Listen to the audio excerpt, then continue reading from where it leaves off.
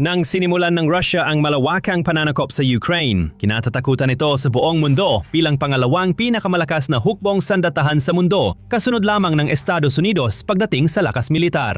Dapat sana ay isa itong puwersang hindi mapipigilan, isang malupit at epektibong makina na kayang wasakin ang sinumang hahadlang dito. Pero sa Ukraine, nagkadurug-durug ang reputasyon ng Russia. Hindi lang nabigo ang makapangyarihang militar na makamit ang mga layunin, kundi nakaranas pa ng matinding pagkalugi. Nawasak ang pinaka-elite na unit kaya napilitan ang mga napahiyang komander ng Kremlin na umasa sa mga sundalong kulang sa pagsasanay, hindi handa at walang motibasyon para mapanatili ang kaunting kontrol sa harapan. Ganito kalayo ang ibinagsak ng pangalawang pinakamalakas na militar. Sa buong panahon ng digmaan nito laban sa Ukraine, nakaranas ito ng hindi pa nangyayaring laki ng pagkalugi na hindi nakita mula pa noong ikalawang digmaang pandaigdig. Kahit iba-iba ang pagtataya, karamihan ay sang-ayon na nasa 1.3 milyong sundalong Ruso ang napatay o nasugatan. Walang hukbong sandatahan ang kayang tiisin ang ganitong uri ng pagkalugi kahit pa ang hukbong sandatahan ng Rusya at sa kabila ng napakalaking populasyon na higit sa 143 milyong tao. Kasama ng nakakagulat na epektibong mga kampanya sa pagre-recruit na nagbigay daan sa Kremlin na makapagdagdag ng 10,000 bagong sundalo sa kanilang hanay bawat buwan. Palaging malaki ang naging epekto ng mga nasawi at nasugatan sa lakas at estruktura ng militar. Dahil sa daan-daang labong sundalong namatay o malubang nasugatan at hindi na makalaban, palaging kailangang buuin muli ng mga commander ng Russia ang kanilang mga unit. May mga brigada na paulit-ulit binago ang estruktura. Habang tumataas ang bilang ng nasawi at sugatan, napagtanto ng Russia na kulang sila sa impanterya para mapanatili ang mga operasyon sa unahan ng labanan. Dahil dito, isinama nila ang elite tropa sa motor rifle unit at gumawa ng matitinding hakbang. Bigla, ilan sa pinakamagagaling at bihasang sundalo ng militar ng Russia ay sumabak na sa harapang labanan. Kasama dito ang Russian Airborne Forces VDV paratrooper, espesyal na sundalo, Spetsnaz at Russian Marines. Madalas, ang elite na tropa ay ginagamit sa mga misyon na tugma sa kanilang espesyal na kakayahan. Hindi sila sanay na tratuhin bilang taga-salulang ng bala at itapon sa mga harapang pag-atake nang walang tamang kagamitan at armor na susuporta sa kanila. Kaya kahit may pagsasanay at karanasan, halos maubos na ang tatlong espesyal na unit na ito. Ang VDV ay matagal nang kinikilalang isa sa pinakamahusay na paratrooper forces sa mundo. Ang mga sundalo nito ay madalas na pangunahing tampok ng mga materyales sa marketing ng militar ng Russia, mga propaganda video at mga kampanya sa pagre-recruit. Bago ang digmaan sa Ukraine, maganda ang record ng kanilang tagumpay. Saan man sila mag-operate tulad sa Chechnya, Georgia o Syria, palaging natatapos ng mga mabagsik na paratrooper ang kanilang misyon. Madalas silang ipadala sa unahan o likod ng kalaban para biglaang umatake, sakupin ang mahalagang lugar at guluhin ang supply ng kalaban na naghahanda ng daan para sumunod ang mas malalaking puwersa. Ganyan din ang nangyari sa ikalawang labanan sa Grozny at nung sinakop ang South Ossetia. Lohikan na sinubukang gamitin ng Russia ang VDV sa parehong paraan noong unang yugto ng digmaan nila laban sa Ukraine.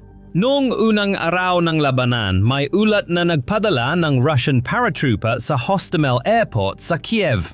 Malamang, layuning nilang kontrolin ang paliparan para mabawasan ang kakayahan ng Ukraine na labanan ang pananakop ng Kremlin sa ere. Hindi naging ayon sa plano ang misyon at naging mahalagang punto ng pagbaligtad na nagpalakas ng moral para sa mga Ukrainian, hindi para sa mga Russian. Dahil inasahan ng Ukraine na tatargetin ng mga paratrooper ng Kremlin ang Hostomel na matatagpuan ng wala pang 10 kilometro o 6 na milya mula sa kabisera ng Kiev. Paglapag ng paratrooper, sinalubong na sila ng tropang Ukrainian. Inambus at napaligiran sila, kaya daan-daang tauhan ng VDV ang agad nawala sa loob ng ilang araw. Hindi lang ito ang tanging kawalan nila. Kumpirmado rin sa ulat na maraming kaswalti ang VDV sa malalaking labanan sa mga pinagtatalunang rehiyon, bayan at lungsod, tulad ng Zaporizhia, Avdiivka at Pokrovsk. Hindi tiyak ang bilang ng Russian paratrooper na napatay sa Ukraine dahil iba-iba ang tantya ng mga source pero siguradong marami ito. Halimbawa, noong 2023, Ang British Defense Intelligence ay sumipi mula sa isang opisyal na pahayag ng Russian Colonel General Mikhail Tuplinsky na nagsabing 8,500 paratrooper ang nasugatan at halos 50% ng 30,000 airborne troopers ng Russia ay napatay o nasugatan sa labanan. Iyon ay noong 2023. Mula noon, hindi na mabilang na mga Ruso pa ang nawalan ng buhay o nagtamo ng malulubang sugat sa Ukraine, kabilang na ang mga puwersa ng VDV. At pareho rin ang kwento para sa Spetsnaz.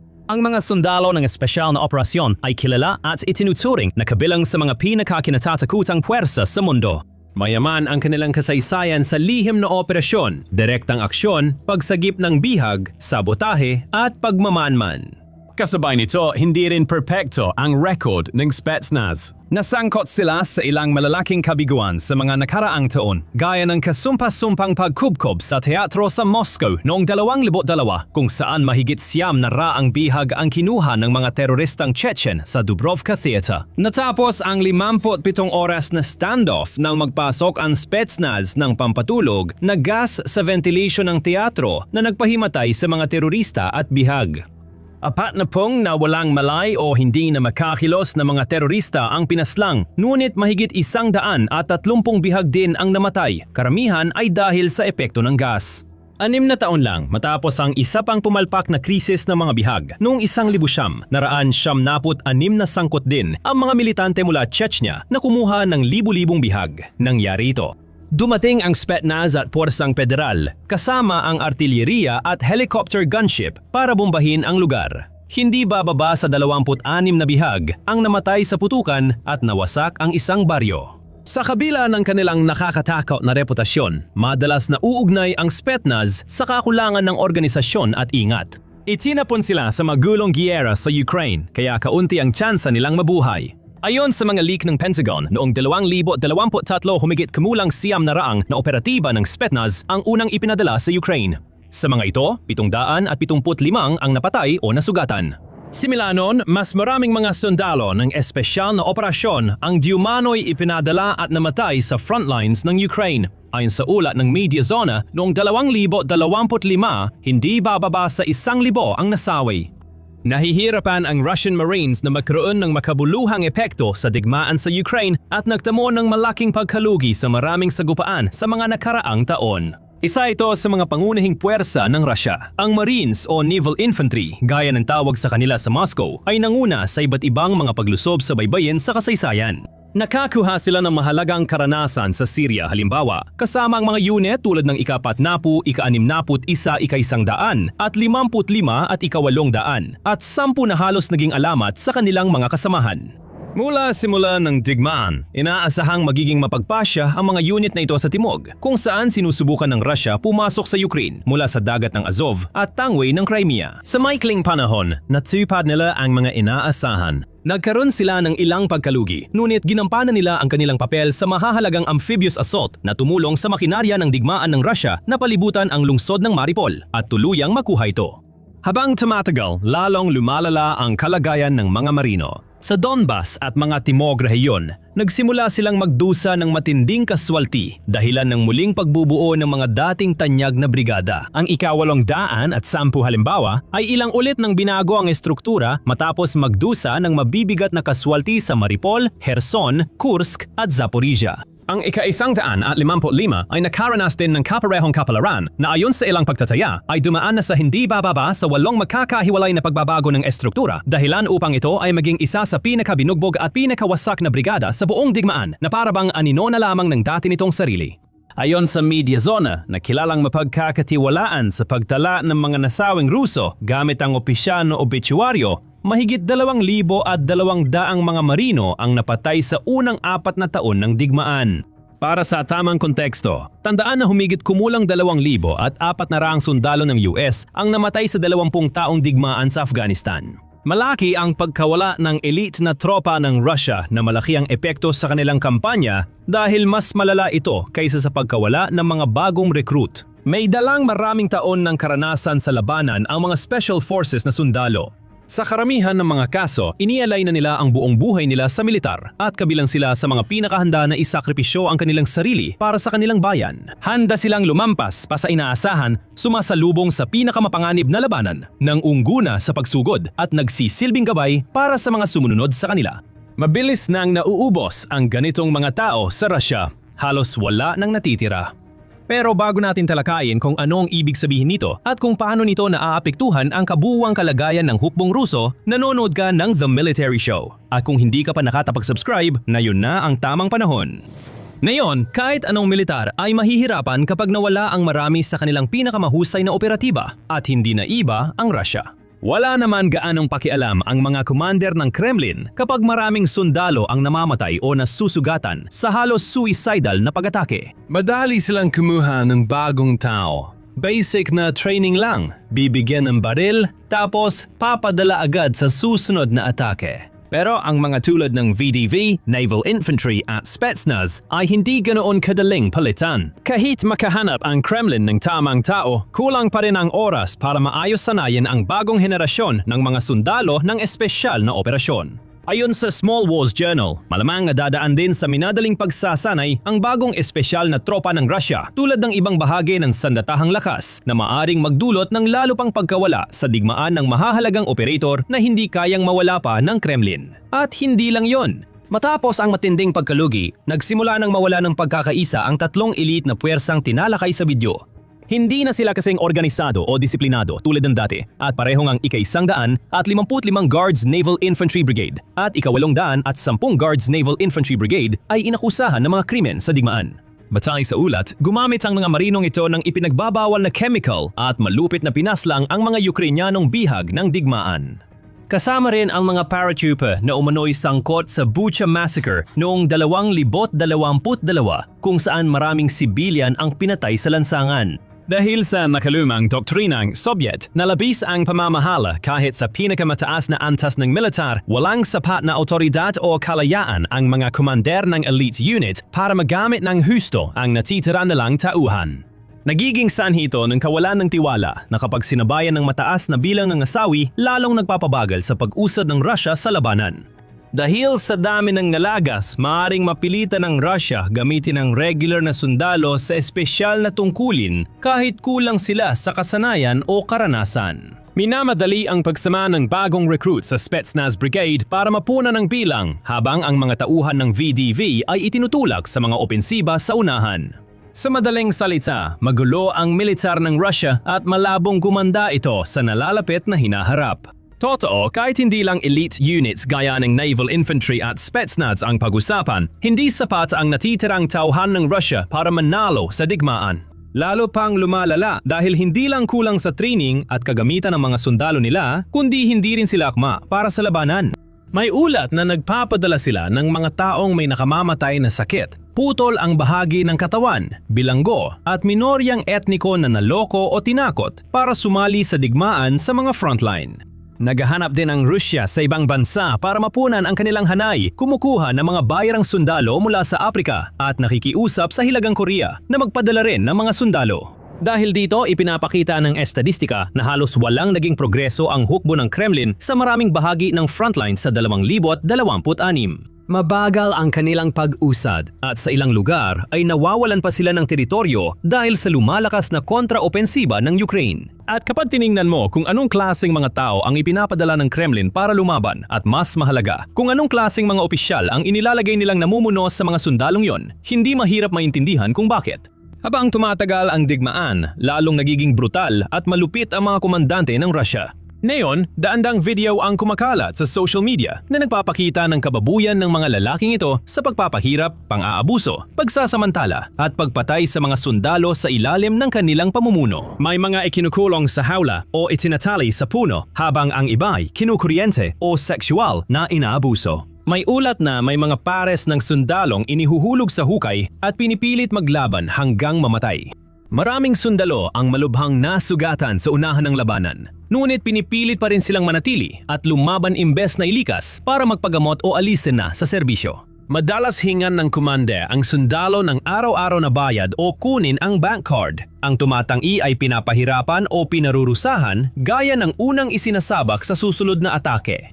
May mga video ng lalaking itinatali, binubugbog at pinaghuhubad hanggang brief lang sa sobrang lamig. O kahit ipadala pa sa labanan, kahit may bali ang mga binti, pilay na pumapasok sa labanan gamit ang saklay at walang kahit anong tsansa na mabuhay maliban na lang kung may maawaing sundalong Ukrainian sa kabila na hahayaan silang mabuhay. Ang makinarya ng digmaan ng Kremlin ay pugad ng pagpapahirap, korupsyon at krimen na lalo pang lumalala. Ipinapakita ng mga na-leak na mensaheng ipinadala sa isang website ng gobyerno ng Russia ang desperasyon ng mga recruit at kanilang pamilya. Sa loob ng 6 na buwan, nakatanggap ang website ng 12,000 reklamo laban sa mga komander dahil sa korupsyon at karahasan sa sarili nilang mga tao. Sinuri ng mananaliksik na Ruso na si Alexander Arkhipova ang maraming mensaheng nagdodokumento ng malupit na taktika ng mga opisyal at napansin niya ang marami ay gumagamit ng torture para makakuha ng pera mula sa mga sundalo. Sabi pa ni Arkhipova, maraming sundalo ngayon. Karamihan ay sumali sa digmaan dahil sa kahirapan at para kumita para sa pamilya. Ang napipilitang ibigay hanggang 80% ng sahod para lang mabuhay. Sa madaling salita, binibigyan ng dalawang pagpipilian ang mga bagong recruit, magbayad o mamatay.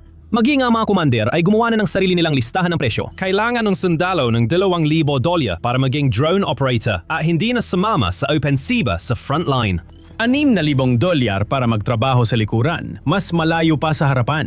$12,000 naman kung gusto ng discharge dahil sa medical na dahilan. Masaklap pa, dahil bagsak ang ekonomiya ng Russia at ramdam ito ng mga ordinaryong Ruso, patuloy pa ring magpapalista ang mga may pinakamalakas na pangangatawan at tatanggap ng ganitong trato, ayon kay Arkhipova. Ang sitwasyon sa Russia mula sa pananaw ng ekonomiya ay talagang masama. Ang mga mahihirap, naging mas mahirap pa sila, kaya napipilitan silang sumali sa digmaan. Tumataas ang mga buwis at malaking problema na ngayon kung ano ang mabibili para sa hapunan at ito ang kabayaran ng digmaan.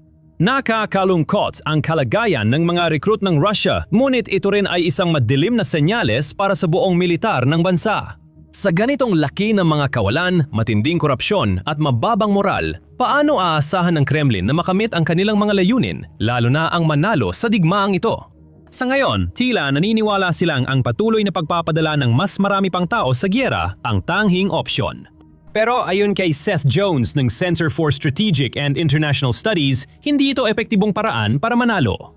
Sa palagay ko, ito ang pinaniwala ang pinakamainam sa masasamang opsyon ng mga Ruso dahil may lamang sila sa bilang. Ngunit nagdudulot ito ng makasaysayang dami ng mga kaswalti. Hindi pa ito nangyari mula ikalawang digmaang pandigdig. Napakarami na ng mga nasawi na naubusan na ng lugar ang Russia para ilibing ang kanilang mga patay.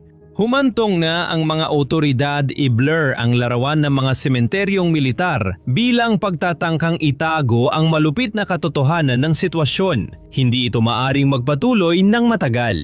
Alam ito ng Russia at pinatutunayan ng datos. Noong unang bahagi ng 2026 iniulat na mas marami ng sundalong nawawala ang Kremlin kaysa sa kaya nitong ma-recruit. Ginagawa nito ang lahat na makakaya nito maliban sa isang ganap na mobilisasyon para palawakin ang bilang ng mga tao nito mula sa pag-aalok ng mas malalaki at katawa-tawang insentibo sa pera hanggang sa panlilinlang sa mga estudyante gamit ang mapanlinlang na recruitment videos. Pero hindi ito epektibo at lalong lumalakas ang Ukraine. May mas mapanganib na drone, mas maraming mga misil na pangmalayuan at mas matatag na moral habang patuloy na pinatitibay ng mga puwersa nito ang kanilang mga posisyon at nilalabanan ang mga Ruso sa bawat larangan. Malapit na, umaasa ang mga komander ng Kyiv na magdudulot sila ng hanggang 50,000 kaswalti buwan-buwan sa Russia. Abala ang mga Ruso sa pangingikil at pagpapahirap sa sarili nilang tao kaya hindi na nila iniintindi ang digmaan. Nagbabago ang balanse ng kapangyarihan at alanganin ang posisyon ng Russia. Nakaharap na ang depensibong sinturon ng mga kuta sa Donetsk.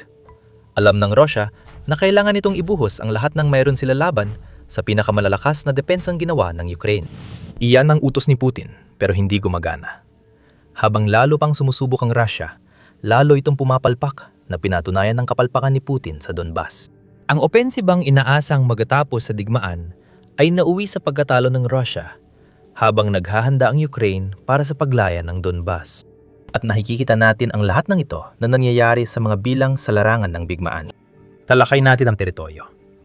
Napakasama ng ginawa ng Russia noong Abril na nagpapatuloy sa trend mula pa noong nakaraang taglamig. Ayon sa Institute for the Study of War o ISW, nakaranas ang mga puwersa ng Russia ng netong pagkawala ng 116.01 na kilometro kwadrado noong Abril. May paalala na hindi kabilang dito ang mga lugar na maaring pinasok ng maliliit na unit ng tropang Ruso. Ang mga lugar na ito ay tinatawag na gray zones na hindi kontrolado ng Russia o Ukraine. Kahit paigiit ng Russia na sapat ng isang sundalo roon para ang kinin ng lugar. Ang netong pagkalugi na ito, ang pinakamalaki na naranasan ng Russia mula noong Agosto 2024. At ito ay kasunod ng ilang buwang pababang resulta, kung saan mas marami pang sundalo ang nawala sa Russia, kapalit ng mga teritoryong nawala sa kanila. Noong Marso, netong 23.04 na kilometro kwadrado lang ang nadagdag sa Russia ayon sa ISW. Sobrang bagal na halos hindi na gumagalaw. Noong Pebrero, nadagdagan 122.73 kilometro kwadrado, kasunod ng Enero na nakuha ng Russia ang 318.54 kilometro kwadrado. Kung pagsasamahin mo ang mga bilang, makukuha mo na 348 punto. 3 na kilometro kwadrado lang ng Ukraine ang nakuha ng Russia sa loob ng 4 na buwan. Maliit ang bilang na yan, na nagpapakitang si Putin ay nasa gitna ng sakuna sa Donbas. 2026, dapat ang taon ng tuluyang pagbagsak ng Donbas dahil sa presyon ng Rusya. Iyan ang nais ng Rusya na paniwalaan mo. Kaya sinabi ng Kremlin sa Ukraine na iatras ang mga tropa nito mula sa Donbas bago matapos ang Mayo. Kundi mararanasan ng Ukraine ang galit ng hukbong Ruso.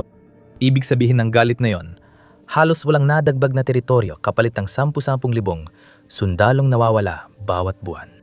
Iginiit pa rin ni Putin ang laban sa Donbas at natakda ng bagong deadline na Setyembre 2026 para masakop ito. Hindi talaga mangyayari yon. Hindi tugma ang mga numero. Malalaman mo kung bakit. Inilunsad na ng Rusya ang malawakang kampanya at nagsimula ng opensiba ngayong Tagsibol na posibleng tumagal hanggang Taginets. Pangunahing target sa Donbas ang Sloviansk dahil mahalagang bahagi ito ng depensibong hanay ng mga kuta sa Donetsk na nagbibigay ngayon ng malaking problema sa Rusya. Pero para makita kung gaano kaseryoso si Putin na maisa katuparan ng kanyang kagustuhan, kailangan lang nating tingnan ang bilang ng mga pag-atake sa linggong bago ang Abril 27. Sa linggong yon, naitalang pinakamaraming labanan sa digmaan sa Ukraine sa nakaraang 2 buwan. Sa sektor ng Pokrovsk sa Donbas, nagkaroon ng 305 pag-atake. Ang sektor ng Huliapola ay nakaranas ng 147 pag-atake. At tuloy-tuloy ito sa buong Ukraine, ngunit pangunahing nakatuon sa Donbas na umabot sa 1,384 na pag-atake sa loob lamang ng 1 linggo o halos 178 kada araw ang average. Naniniwala si Putin na ang pagpapalawak ng pag-atake ay nagpapakita ng lakas militar ng Russia. Ang pinakamataas na bilang ng mga pag-atake sa loob ng 2 buwan ay tumapat sa buwan na unang nagtala ang Russia ng netong pagkalugi sa halos 2 taon. Mas marami itong ibinubunyag kaysa sa gustong ipaalam ni Putin dahil makikitang mas mahirap pasukuin ang Donbas at Donetsk Fortress Belt kaysa inaakala ng Russia. Patuloy na inuuna ng Russia ang pagsakop sa Donetsk. Kung makarating ito sa hangganan ng oblast, halos kontrolado na ng Russia ang Donbas. Pero 4 na taon na natin itong sinasabi at iyon ang punto. Hindi pa naabot ng puwersa ni Putin ang hangganan. Nakaharang pa rin sa kanila ang linya ng mga kuta, gaya nung simula ng pananakop. Dahil mabagal ang usad sa lupa, iniisip ng Russia na magastos masyado kung kukunin nila ang Donetsk sa dahas. Alam ng Kremlin na hindi pa malapit nang bumagsak ang Donetsk. Mabagal ang pag-usad ng Russia dahil hinahati nito ang atensyon sa buong Donetsk, bukod pa sa mga kalkulasyon sa labanan ng Ukraine na tatalakayin pa. May mga pag-usad, kahit kaunti lang, kahit na nababawi ng Ukraine ang mga iyon sa pamamagitan ng paglaya ng ibang mga teritoryo. Iniulat ng Euromaidan Press na bahagyang nagtagumpay ang Russia sa rehiyon ng Kramatorsk-Sloviansk kung saan nasakop nilang ilang baryo. Natawid na ang kanal malapit sa Chasivyar, kaya makakalika ang Russia ng pangigipit mula sa gilid sa ibang lugar.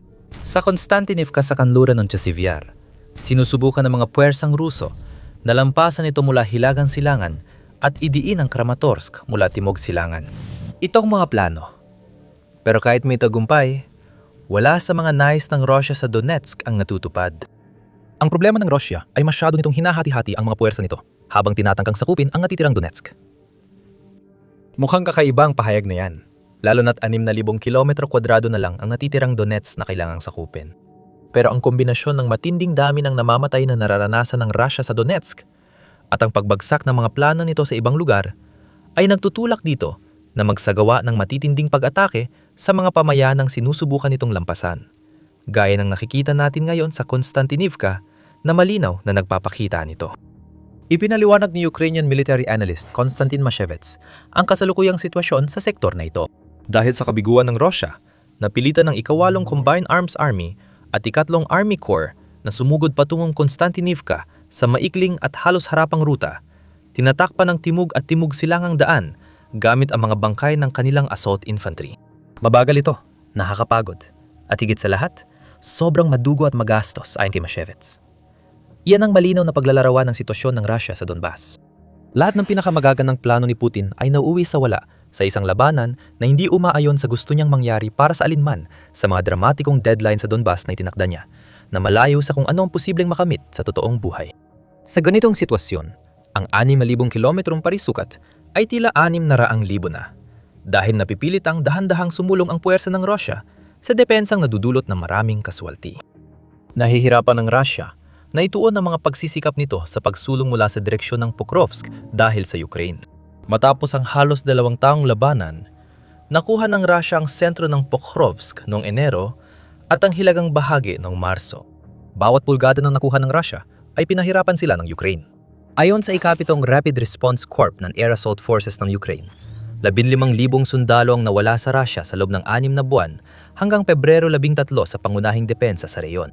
Kasama ang iba pang depensa ng Ukraine, kahit malapit nang bumagsak ang Pokrovsk, libu-libong tropa pa rin ang naubos ng Russia.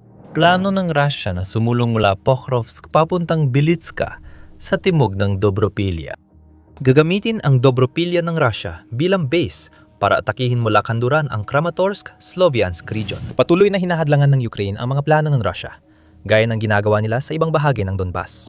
Ang kontraopensiba ng Ukraine noong Pebrero, na nakabawi ng mahigit 400 kilometro kwadradong teritoryo sa katimugang rehiyon mula Russia, ay tungkol sa Donetsk.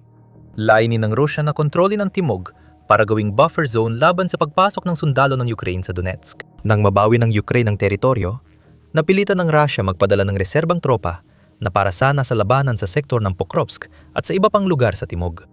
Walang reserba ay nangangahulugang mas mabagal ang pag-usad, at iyan ang nakikita natin sa buong prente ng Donetsk. Mulay, ipinapakita ito ng mga numero.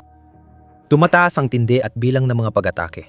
Pero ang mga teritorial na tagumpay na inasahan ni Putin bilang kapalit ay wala namang makita. Pinakamagandang nagawa ng Russia ay masakop ang ilang baryo, pero nabigong makapalibot. Dito nagsimulang seryosong sitwasyon para sa mga tauhan ni Putin sa Donbas. Pinagbabayad ng Ukraine ng Russia ng napakalaking halaga kapalit ng halos walang napapala, kaya nagmumukhang bitag ng kamatayan ng Donetsk para sa mga sundalong Ruso. Binababago nito ang lahat sa kalkulasyon ng paparating na labanan.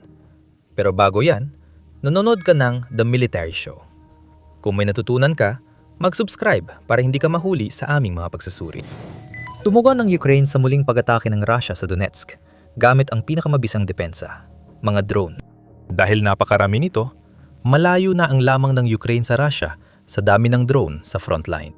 Sabi ni Brigadier General Pavlo Palisa, Deputy Head ng Opisina ng Pangulo ng Ukraine, gumagamit na ngayon ang Ukraine ng 30% mas maraming strike drone kaysa Russia sa maraming sektor ng prente, kabilang ang Donetsk. Ikinumpara ni Palisa ito sa nangyari sa Kursk, kung saan noong Agosto 2024, nag-counter-invade ang Ukraine, kaya naranasan ng Russia ang netong pagkawala ng teritoryo, hindi tulad ngayon. Nung panahong iyon, mas lamang ang Russia kaysa sa Ukraine pagdating sa strike drone. Ngunit nagawa pa rin ng Ukraine na makalusot sa hangganan at makapasok mismo sa Russia. Ngayon, ang Ukraine naman ang siyang nangunghuna, kahit hindi pa sa lahat ng bahagi ng front. Hindi lang dami, kundi pati kalidad din ang mahalaga. Aminin natin, pantay ang kalidad dahil pinapabuti rin ng kalaban ang sistema nila.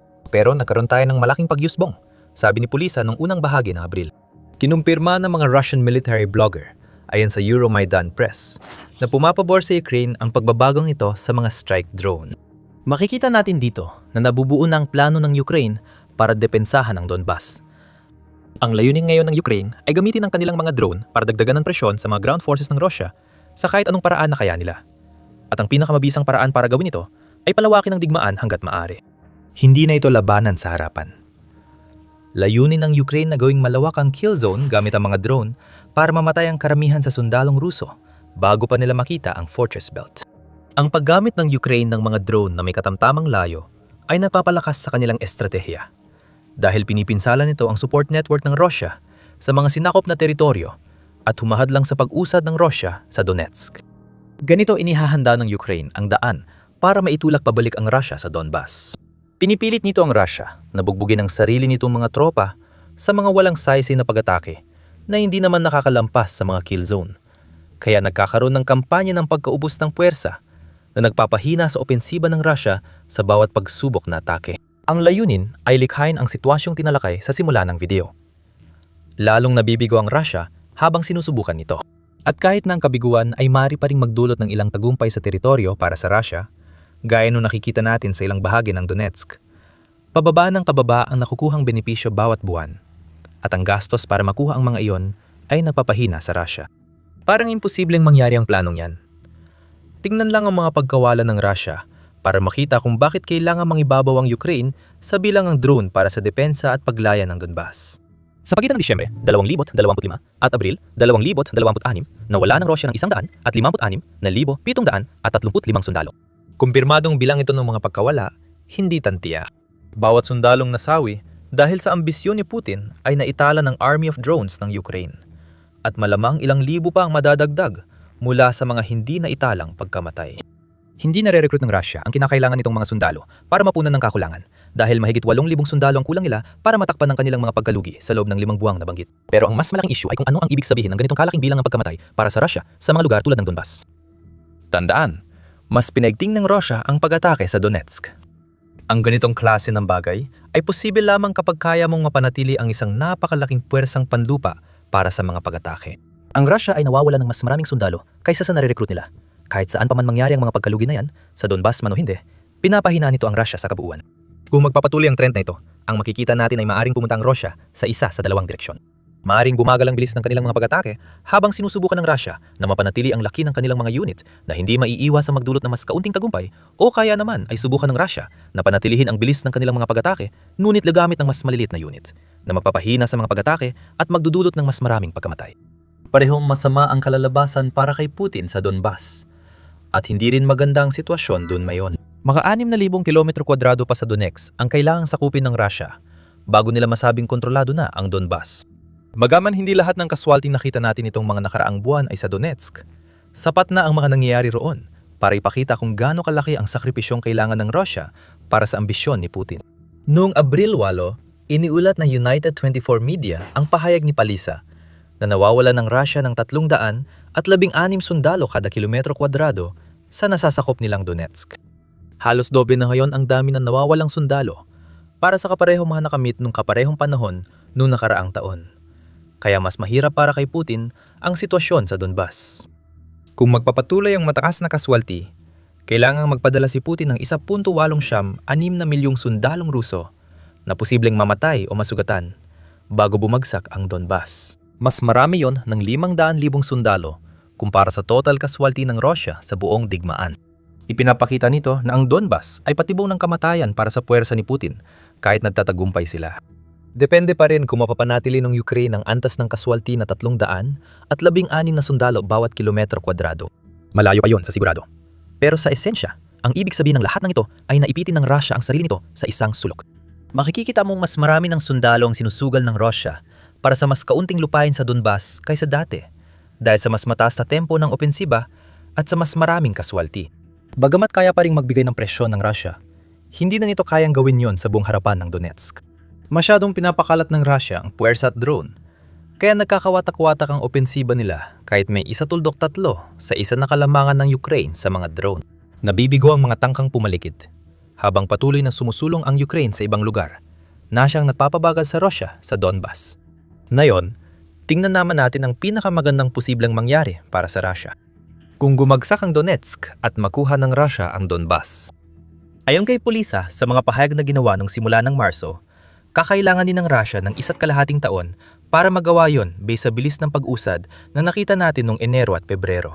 Ibig sabihin, Nakapako na sa Setyembre, 2026 ang target ni Putin, na panalo na rin para sa Ukraine. Kapag nabibigo si Putin tuwing may sinasabi siyang mangyayari, nababawasan ang tsansa ng Russia na kumbinsihin ang kanluran na dapat na lang isuko ng Ukraine ang Donbas. Dapat ding tandaan na ginawa ni Pulisa ang mga komentong ito noong Marso 1, panahong mabilis ang usad ng Russia sa Donetsk. Mukhang mahirap makuha ang Donbas sa 1.5 taon, lalo na kung patuloy na mapapatas ng Ukraine ang kaswalti ng Russia. May darating pang mga kaswalti. Di man umabot ng 1.8 milyon ang bilang nila, siguradong kailangan pa ring isugan ng Russia ang daan-daang libong buhay para makuha ang natitirang 6,000 kilometer squared ng Donbas. Ito na ang pinakamagandang senaryo at dinagawa ng Ukraine ang lahat sa Donbas para maiwasan ito. Bukod sa mapanganib na harapan at kill zone na mas maraming drone kaysa kayang harapin ng Russia, nagsimula na rin silang maglunsad ng mga pag-atake gamit ang mga drone na may katamtamang saklaw sa Donetsk. Sinisira ang mga supply line at support system ng Russia sa harapan. Tinatama ng pinakabagong henerasyon ng mga drone ng Ukraine ang mga ruta sa Donetsk Ring Road at mga lugar tulad ng Kholivka, Andrivka at Zures. Lahat ng strike na ito ay para pabagalin palalo ang Russia. Kapag kulang ang suporta ng sundalo sa unahan, mas marami sa kanila ang namamatay sa bawat kilometro. Kuwadradong nasasakop nila. Ito ang attrition sa ika-21 siglo. Dalubasan na rito ang Ukraine at maaaring ito ang susi sa pangmatagalang paglayan ng Donbas. Ayon sa Jamestown Foundation, kayang umatake ng mga drone ng Ukraine na may katamtamang saklaw hanggang 100 kilometro sa likod ng linya. At hindi mabisang napipigilan ng Russia ang mga drone na ito dahil sa kulang na depensa sa impapawid. Ang mahalaga na yun para sa Ukraine ay dahan-dahang pahinain ang bawat antas ng opensiba ng Russia. Madalas napapansin ang mga numero sa balita. Pero ang unti-unting paghina ng pundasyon ng opensiba ng Russia sa Donbas ang magdadala ng tagumpay. At nandyan din pa rin ang Fortress Belt. Ang kaunting pag-usad ng Russia sa Donetsk ay hindi pa umaabot sa mga fortification na 12 taon nang ginagawa ng Ukraine mula nang simula ni Putin ang agresyon noong 2014. Kailangang lampasan ng Russia ang mga ilog, minefield, harangang tangke, bunker, kill zone na puno ng drone at mga lungsod ng Fortress Belt para lang makamit ang isang Pyrrhic victory. Ito ang ginagawa ng Ukraine. Inihahanda ang entablado para itodo ng Russia ang lakas sa Donbas na magdudulot ng isa sa dalawang posibleng resulta. Maaring gawin niya ng Russia kahit masira pang sarili nilang hukbo para makuha ang Donbas.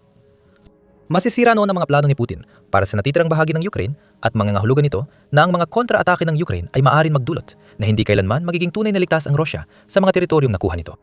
Pangalawa, napipipilan ng Ukraine ang mga atake ng Russia, kaya ang pagkapudpud ng puwersa ni Putin mismo ang humahadlang sa kanilang pagabante ng sapat para makuha ang Donbas.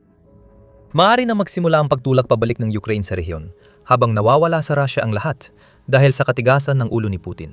Ang mga susunod na buwan ay magsasabi sa atin ng marami tungkol sa kung gaano ka-epektibo ang estratehiya ng Ukraine, lalo na habang nagsisimula ng sumikat ang araw ng taginit. Akala ni Putin hindi ito magagawa. Nang iligal na in-annex ng Russia ang Crimea noong 2014, akala ni Putin tapos ng laban. Sabi niya, kulang sa lakas tao ang Ukraine para mabawi ito at masyado raw itong mahina at duwag. Hindi kailanman malalaya ang Crimea. Tingnan mo, nagbago na ang panahon. Mas malakas na ngayon ang Ukraine at kagagawa lang nila ng napakalaking hakbang tungo sa ganap na pagpapalaya ng Crimea. Matinding dagok ang tinamo ng Russia, kasabay ng mensaheng di inasahan ni Putin. Lumayas kayo sa Crimea o palalayasin kayo ng Ukraine? Hindi umatras si Putin, kaya sunod-sunod siyang inatake ng Ukraine bilang parusa. Simulan natin sa nangyari sa lihim na base ng missile na iskanda ng Russia. Noong Abril 28, inanunsyo ng Special Operations Forces ng Ukraine, SSO, sa Telegram na nagawa nilang isang imposibleng bagay, lalo na't hindi dapat alam ng Ukraine ang pinakabagong target nila sa Crimea. Noong Abril 28 ng gabi, tinamaan ng mga drone ng SSO Middle Strike Units ang imbakan ng Iskanda Operational Tactical Missile Systems ayon sa SSO. Ayon pa sa kanila, ang nakatagong kagamitan ay nasa dating missile base malapit sa Ovratsky, 40 kilometro silangan ng okupadong Simferopol. Matinding dagok ito sa Russia dahil ang kanilang lihim na Iskanda site ay isa sa ilang pinatibay na silungan na itinayo sa Crimea noong Soviet era. Noong Cold War, Ginamit ang mga lugar na ito bilang imbakan ng Soviet R-5 medium-range ballistic missiles. Ngayon, ginagamit ito ng Russia para sa kanilang mga Iskander. Bawat isa sa mga nakatagong bunker na ito ay nakabaon sa ilalim ng lupa at pinoprotektahan ng makakapal na patong ng konkreto na umaabot hanggang 60 sentimetro o halos 2 talampakan ng kapal. Kinailangan ng Ukraine na mapagtagumpayan ng proteksyong ito kasama ng patong ng lupa na inilagay sa ibabaw ng mga bunker. Naganap ito sa Crimea noong Abril 28. Ayon sa ulat ng New Voice of Ukraine, FP2 ang ginamit na sandata ng Ukraine sa pinakahuling pag-atake sa Crimea. Ang middle strike drone na gawa ng Farpoint, na gumagawa rin ng Flamingo drone missile hybrid ng Ukraine, ay pwedeng lagyan ng malalaking warhead para makalusot sa konkreto.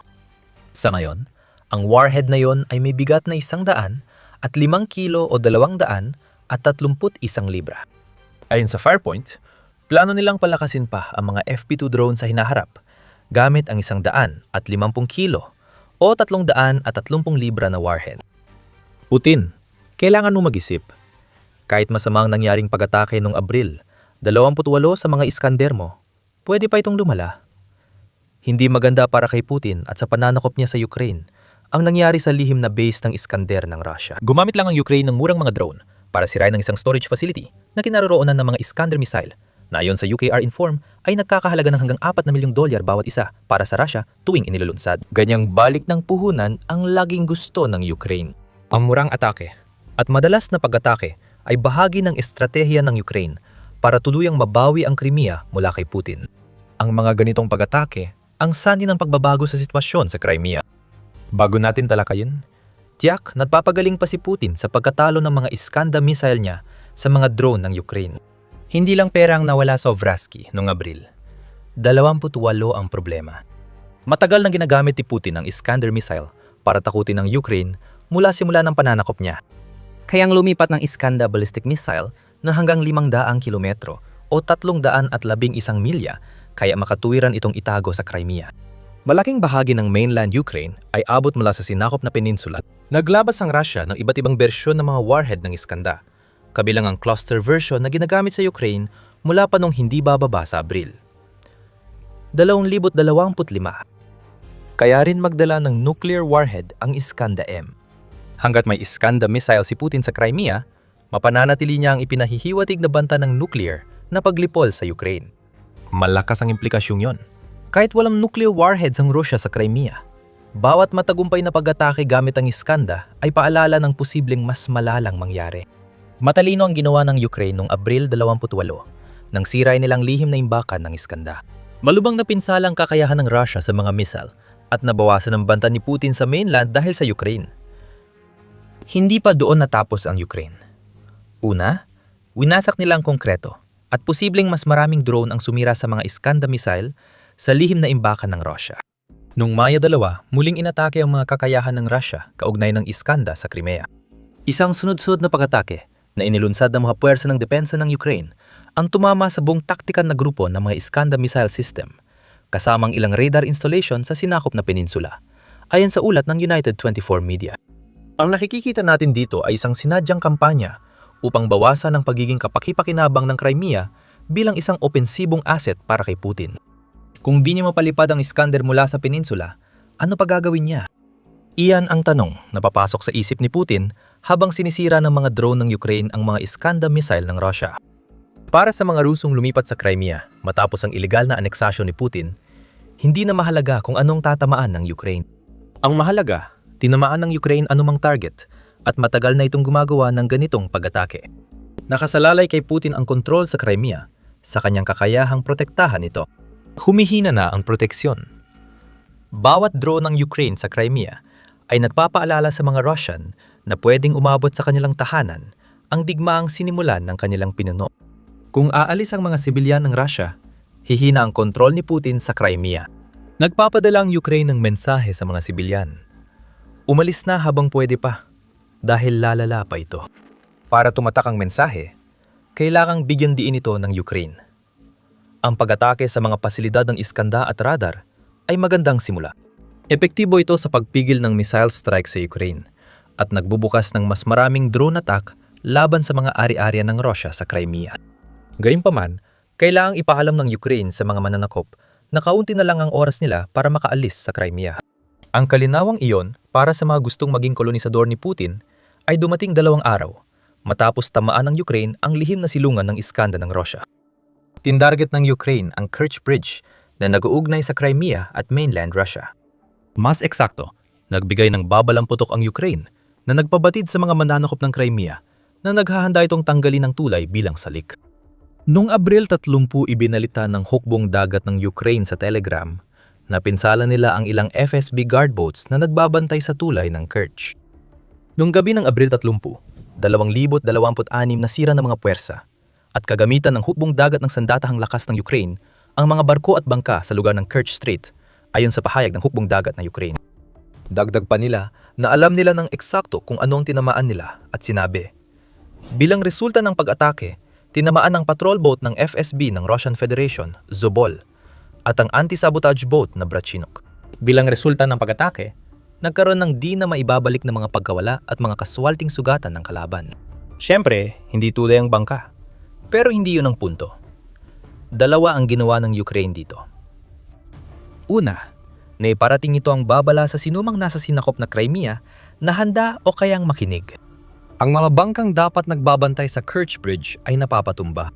Kung nagagawa nila yon, isipin mo na lang kung ano pa ang kayang gawin ng Ukraine mismo sa tulay. Hindi na bago sa Ukraine ang usapin sa tulay na yan. Ang tulay na nagsisilbing lifeline papuntang mainland Russia ay ilang beses nang tinamaan. Huli noong Hunyo 2025, nang gumamit ang Ukraine ng mahigit 1,000 kilo o mga 2,200 libra ng TNT para lagyan ng mina ang suporta ng Kerch Bridge. Maaring masundan pa ng dagdag na pag-atake sa tulay ang pagsabog na iyon. Dito papasok ang ikalawang aspeto ng pag-atake ng Ukraine. Ito ang pagtatayo ng pundasyon. Ngayon, tinatanggal na ang Russian guard boats. Bukas, mismong tulay na ang target. Nagtatatayo ang Ukraine ng ligtas na rutang dagat para magpadala ng maritime drone at sandata sa Kerch Bridge. Hindi aksidente na nangyayari ang ganitong uri ng pag-atake habang nagpapakilala ang Ukraine ng mga bago at pinahusay na bersyon ng kanilang mga drone sa kanilang digmaan laban sa Russia. Marahil ang pinakasikat sa mga maritime drone na ito ay ang Sea Baby.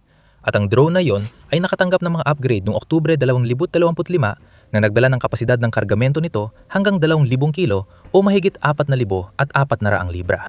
Doble ito ng TNT na ginamit ng Ukraine sa pagsira ng suporta ng Kerch Bridge noong 2025 na ayaw makita ng Russia na papalapit sa mahalaga nilang tulay sa 2026.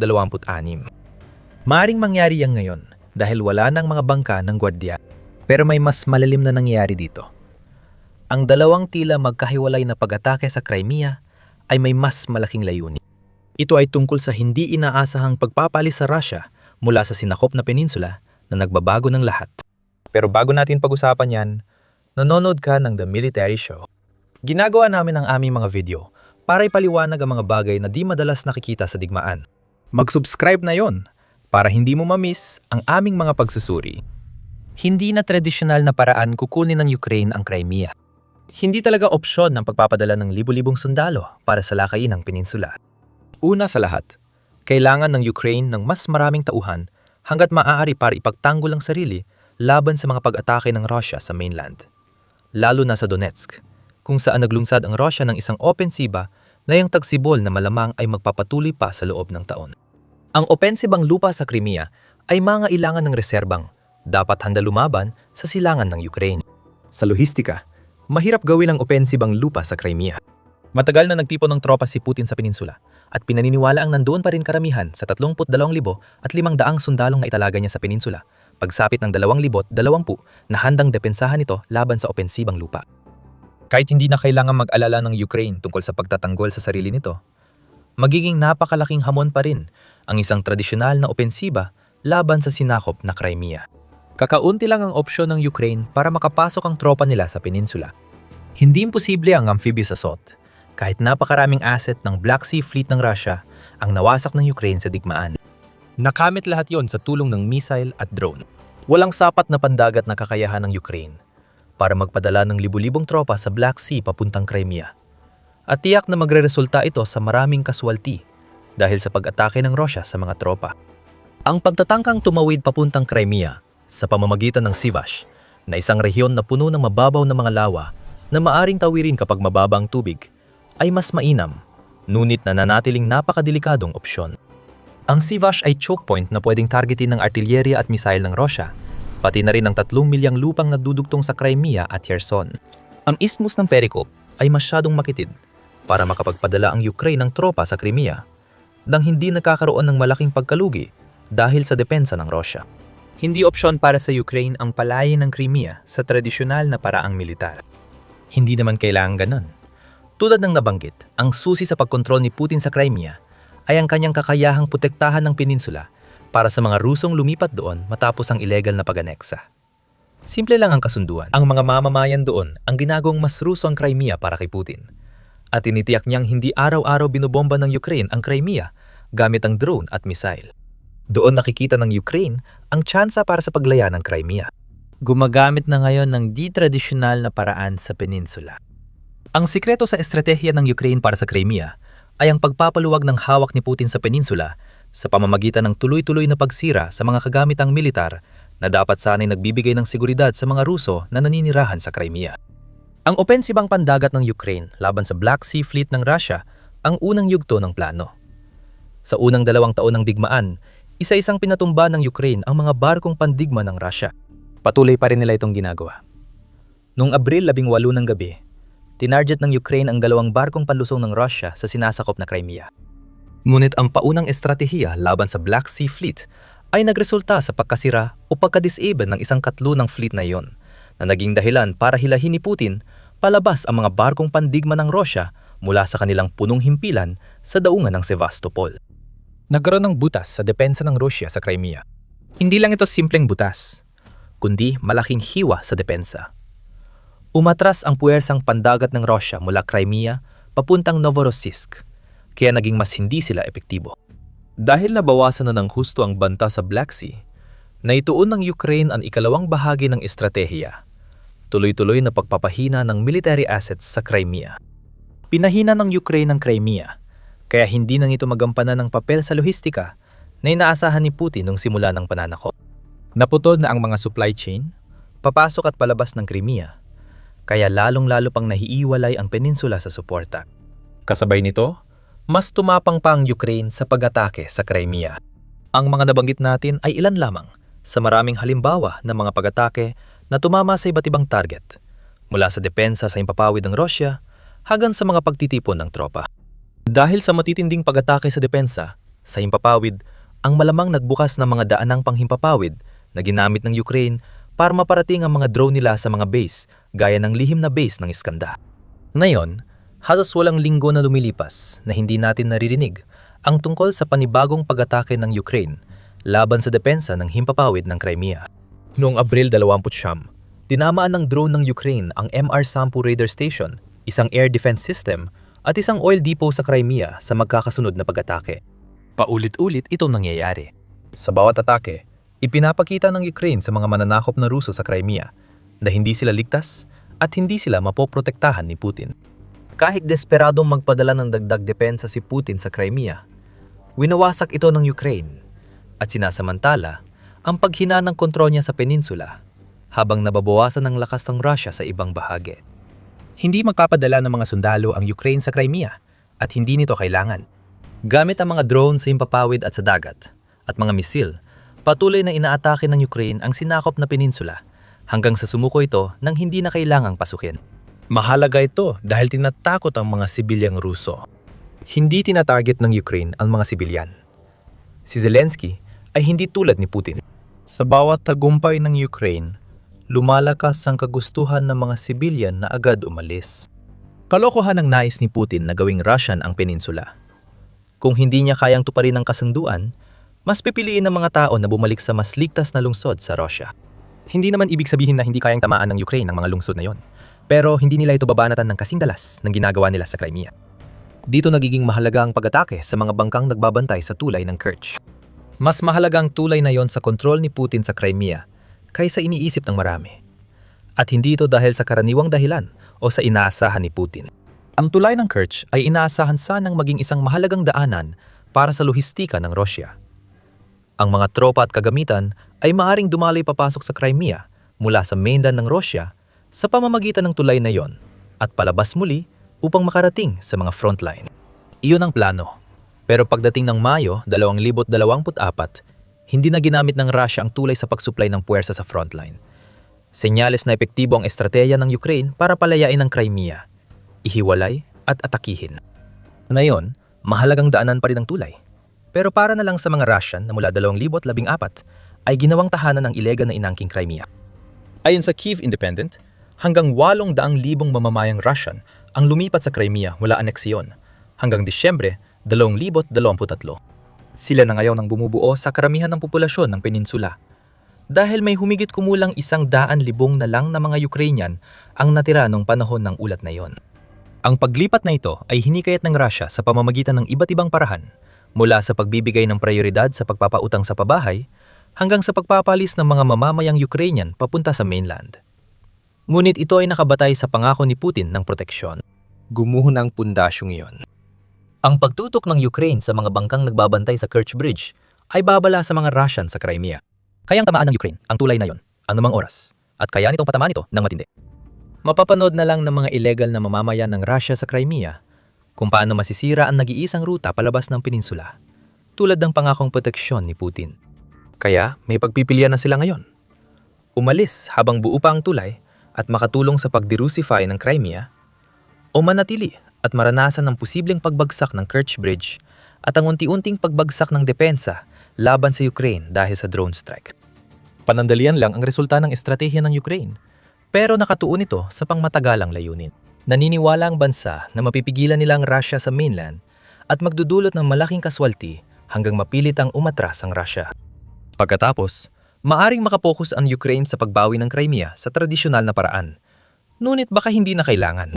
Sa oras na dumating ang pag-atras ng Russia, maaring tuluyan ng naalis ng mga pag-atake tulad ng nakita natin ng huling bahagi ng Abril at unang bahagi ng Mayo ang presensya ng militar ng Russia sa Crimea.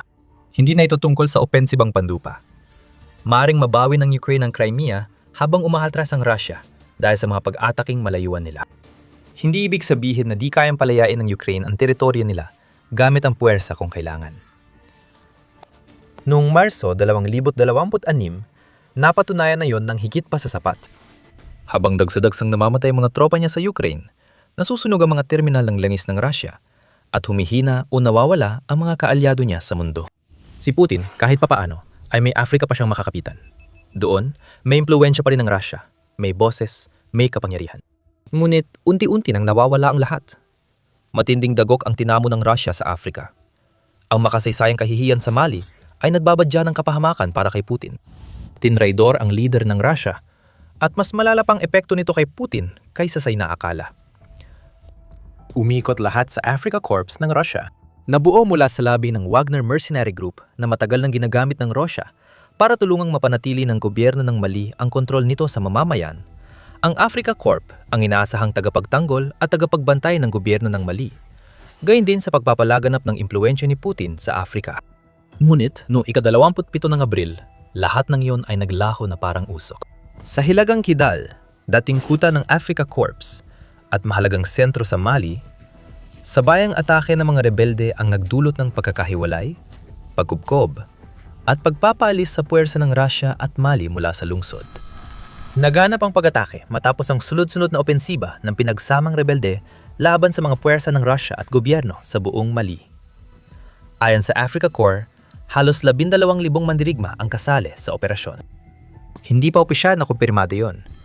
Ang nakumpirma lang ay ang putukan, drone strike at car bomb sa Bamako, Mali. Patay na ang ministro ng depensa ng Mali, si Sadio Camara. Isa siya sa mga biktima ng car bombing na pumatay din sa dalawa niyang apo at pangalawang asawa. Ang mga insurhenteng grupong tulad ng Azawad Liberation Front ng mga Tuareg separatists at Group for the Support of Islam and Muslims na konektado sa Al-Qaeda ayon sa Arab News, ay patuloy na inaatake ang militar na hunta ng Mali sa buong bansa. Hindi dapat mangyari ang mga ito. Hindi inasahan ni Putin ang ganitong koordinasyon. Malaking kahihiyan ito para sa Russia na may epekto pang tatalakayin mamaya. Pero sa Kidal, pinakita ng Allied Forces na umatake sa lungsod na may base militar kung gaano ka hindi epektibo ang Africa Corps ng Russia. Ang mga Russian na bayarang sundalo na dapat protekta sa kanilang mga kasosyong Malian at mula sa hunta, ay nakulong sa loob ng kanilang base. Imbes na lumaban, nakipagkasundo na lang ang Africa Corps at ang hukbong Malian sa mga insurhente para maiwasan ang pagdanak ng dugo. Ang Africa Corps ay alis sa kampo na parang talo ng aso. Habang umalis sila, sinunog ng mga puwersang Ruso at Malian ang mga kagamitan sa kampo sa desperadong pagtatangkang hindi ito mapasakamay ng kalaban. Ito ang lakas ng mga Ruso na dapat mapagkatiwalaan ng hunta ng Mali. Ipinakita ng Africa Corps na isa silang papel na tigre. Marahil ang dalawang pinakanakapipinsalang aspeto ng lahat ng ito ay nagbumula sa mga gawaing nabalewala at sa mga kagamitang nawala. 2.5 taon bago muling nakuha ng mga rebeldeng insurhensya ang Kidal, nakapagsagawa ang mga puwersa ni Putin sa Mali ng isa sa pinakamalalaking manyobrang pampulitika nila hanggang noon. Nilusob nila ang lungsod at itinaas ang Watawat matapos maagaw ang Kidal mula sa mga rebeldeng Tuareg. Noon, ito ang kailangang makita ng Mali. Isang malakas na puwersa na nagbibigay kakayahan sa kanilang hunta na labanan ng mga separatistang tumututol sa kanila. Sa nakaraang 30 buwan, magkasamang nagtrabaho ang Africa Corps at hunta ng Mali para mapanatili ang kontrol sa Kidal. Binura ng Abril na pag-aaklas ang lahat sa ilang araw. Nakakahiya ito kay Putin at lalo pang dumami matapos makita ang nawalang kagamitan ng Russia sa Kidal. Ayon kay Militan, nawala ng mga bayarang sundalo ng Russia ng isang BTR-82A na armored personnel carrier, isang Tornado U na armored na sasakyan, at isang VP-11 na armored na sasakyang gawa sa China. Sabi ng Russia, may ilan din silang pagkawala sa Africa Corps, pero di nila tinukoy kung ilan. Hindi rin alam ang nangyari sa mga BMP-3 Tiger M at Spartak 5 na 51 armored vehicles na ginagamit ng Corps laban sa mga nag-aaklas na rebelde. Malababong nailabas ng Africa Corps ang mga sasakyan mula Kidal na makipagkasundo ang mga bayarang sundalo ng Russia para umatras. Malamang sinunog o nasamsam na ang mga iyon. Ito ang mga kagamitang dapat pumigil sa ganitong pangyayari sa Kidal. Ngayon, ang mga nawalang sasakyan ng Russia ay nagpapakita ng kahinaan ng kanilang kapangyarihan sa Mali. Maaring nakita na ito ng hunta ng Mali kung di sila pursigidong makipagtulungan sa Russia para manatili sa kapangyarihan. Noong Hulyo, 2024 na ranasan ng hunta ang epekto ng sagupaan sa pagitan ng bayarang sundalo ng Russia at mandirigmang Tuareg. Ang mga bayarang sundalo na miyembro ng Wagner Group na ngayon ay naging Africa Corps ay natalo. Lubos ang kanilang pagkatalo. 12-12 sa kanila, kasama ang ilang miyembro ng hunta, ang namatay sa labanan kontra Tuareg malapit sa hangganan ng Algeria. Iyon ang naging tanda ng hunta. Hindi rin sulit ang proteksyon ng Russia gaya ng sabi ni Putin. Ayon kay Ulf Leising, analyst ng Konrad Adenauer Foundation sa Mali, ang nangyari sa Kidal ay malaking kabiguan para sa Russia. Ayon kay Leising sa Radio Free Europe, Radio Liberty, andyan ang mga Ruso para sa seguridad, pero maalis sila ngayon sa kahiyahiyang paraan, kahit sinabing natupad nila ang mga layunin. Kung makikita mo ang mga iniiwan nila, tulad ng drone stations, ang Africa Corps, nagkunyari ang Russia na abala sila. Pero sa huli, nabigo rin sila, dagdag pa niya. Napilayan ng Africa Corps sa Mali at ngayon, sinisikap ng Russia kontrolin ang pinsala. Iniulat ng Washington Post na nagkita ang leader ng Malian junta at Russian Ambassador Igor Gromyko sa Mali noong Abril 28 para talakayan ang mga susunod hakbang. Ginamit ng Russia ang pagkakataon upang kondenahin ang pag-aaklas bilang isang tangkang kudeta, habang ginamit naman ng leader ng hunta ng Mali, si Assimi Goïta, ang pagkakataon upang ipakita ang kanyang sarili sa unang pagkakataon mula nang bumagsak ang Kidal. Sinubukan ni Goïta na ipakita ang kanyang lakas. Sa isang talumpati sa telebisyon na sumunod sa pagpupulong, sinabi niya na magpapatuloy ang mga operasyong militar hanggang sa tuluyang ma-neutralize ang mga armadong grupo na sangkot at tuluyang maibalik ang seguridad sa buong bansa. Isang bagay ang magbanta ng ganitong aksyon, pero mukhang hindi pabor sa hunta ng Mali ang mga nangyari. Katataboy lang sa hunta mula sa isang mahalagang baluarte sa rehiyon ng mismong mga armadong grupong sinasabi ni Goïta na malapit nang maneutralize. Hindi magandang dating, lalo na't sabay lumikas ang hunta at grupo ng Russian na bayarang sundalo. Tungkol naman sa Russia, wala itong masyadong sinasabi. Maliban sa pagbanggit ng tangkang kudeta at pagkumpirma ng mga nasawi, kaunti lang ang detalye mula sa Foreign Ministry ng Russia tungkol sa kanilang pagkakasangkot. Ayon sa The Guardian, hindi ganon kalihim ang Russian military bloggers. Pinupuri nila ang Africa Corps sa pagpigil ng maraming kaswalti sa hunta ng Mali.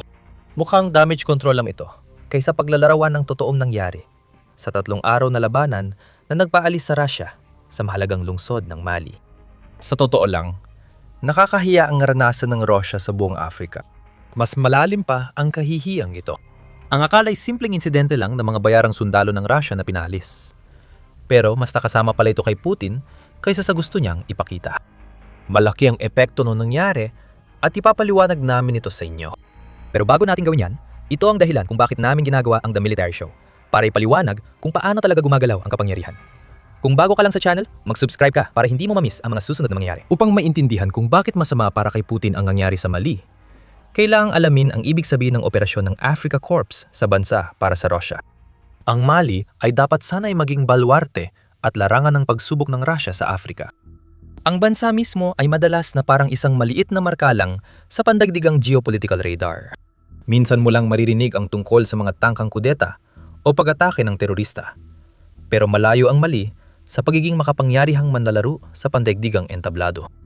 Gayunpaman, sa loob ng maraming taon, ang Mali ay naging sentro ng tunggalian ng kapangyarihan sa pagitan ng Russia at ng kanluran. Mukhang nanalo ang Russia sa labang yon. Noong 2013, natuwa ang pamahalaan ng Mali nang dumating ang mga sundalong Pranses para labanan ang mga militanteng umagaw sa kontrol ng isang pag-aaklas at nagbanta na sakupin ang bansa. Nagpadala ang Pransya ng 5,000 sundalo sa Mali at pansamantalang tila nakuha ng kanluran ang loob ng mga taga-Mali. Noong 2021, nagdesisyon si Pangulong Emmanuel Macron ng Pransya at nagbago ang lahat. Inanunsyo niyang babawiin ng kalahati ng puwersang Pransya sa Mali na agad tinutulan. Inakusahan ni punong ministro Choguel Maiga ng Mali ang Pransya na inabandona sila. Naumani ng matinding tugon mula kay Macron na kinondena ang military government ng Mali bilang walang demokratikong lehitimasyon matapos ang 2 kudeta sa loob ng 1 taon. Malinaw ang pagkakahati. Tinalikuran ng publiko sa Mali ang presensya ng mga sundalong Pranses na itinuturing ng ilan bilang mga kolonyalista. Nakita ng Rusya ang lahat ng ito at napansin nilang may pagkakataon silang punan ang vacuum sa kapangyarihan. Matapos ang alitan sa Pransya, inalok ng Rusya ang mga mercenaryong Wagner bilang kapalit ng mga umalis na sundalo ng Pransya. Marami sa Mali ang tumanggap nito, marahil naniniwalang mas neutral ang Rusya at walang interes sa politika ng Mali ayon sa BBC. Inosente mang paniniwala. Ito ang nagtulak sa Rusya na bigyan ng simbolikong dagok ang Pransya at kanluran habang pinalalawak ang impluwensya sa Afrika. Ang estratehiyang ito, nakapatay ng 2 ibon sa isang bato, ay naging epektibo. Lumakas ang impluwensya ng Rusya sa Mali nitong mga nakaraang taon. Pagsapit ng Agosto, 2024 pinutol ng Mali ang ugnayan diplomatiko nito sa Ukraine dahil sa pahayag ng kanilang gobyerno na ang mga opisyal ng Ukraine ay nagbigay ng suporta sa mga rebeldeng separatistang Tuareg. May ulat na sangkot ang intelligence service ng Ukraine sa labanan ng mga separatista at pamahalang militar ng Mali malapit sa hangganan ng Algeria na nagdulot ng higit pang pag-iisa ng Mali. Tuwang-tuwa ang Rusya. Umepekto ang pagsubok ng Africa Corps habang lumalawak ang impluwensya nito sa Mali. Nag-alok ang Rusya ng proteksyon at lakas tao. Pinaniwala ang hunta laban sa Ukraine at kanluran gamit matatamis na salita at nagbunga ito. Isang modelo para sa pagpapalawak ng impluwensya ng Rusya sa iba pang bahagi ng Africa ang tila nabubuo at lahat ng ito ay nakabatay sa lakas na kayang ialok ng militar ng Rusya at ng mga kaugnay nitong grupong bayarang sundalo. Ngunit sa bawat plano ni Putin, laging may kahinaan. Kakabunyag lang nito sa Kidal. 3 problema ang dulot ng kabiguan ng Rusya na protektahan ang mga kasosyo nito sa Mali sa mahalagang lungsod na yon. Una, hindi nakita ng Rusya ang pagkakaisa ng mga puwersang nagpalaya sa Africa Corps mula sa Kidal. Malaking problema ito. Inaasahan na magagamit ng Rusya ang pandaigdigang network na intelihensya para maagapan ang ganitong mga issue lampas pa sa armas at proteksyon. Nabigo ang Rusya na gawin yun sa Mali. Nagkaisang mga rebelde sa antas na di inasahan ng Rusya na nagpapakitang napakalakas ng hangaring patansikin ng hunta ng Mali kaya nalampasan ng ideolohikang na pagkakaiba ng Tuareg separatist at Islamic militanteng nagsanib puwersa. Kung ang lakas ng Rusya sa Mali at sa iba pang bahagi ng Afrika ay nakasalalay sa pagsasamantala sa pagkakabaha-bahagi, kung gayon ang halimbawa ng pagkakaisa na ito ang huling bagay na gugustuhin makita ni Putin. Iyan ang ikababahala ni Putin. At kahit ilang palabas na pagpupulong sa mundo, hindi pa rin mababago na ang hunta ng Mali ay nasa panganib na yon.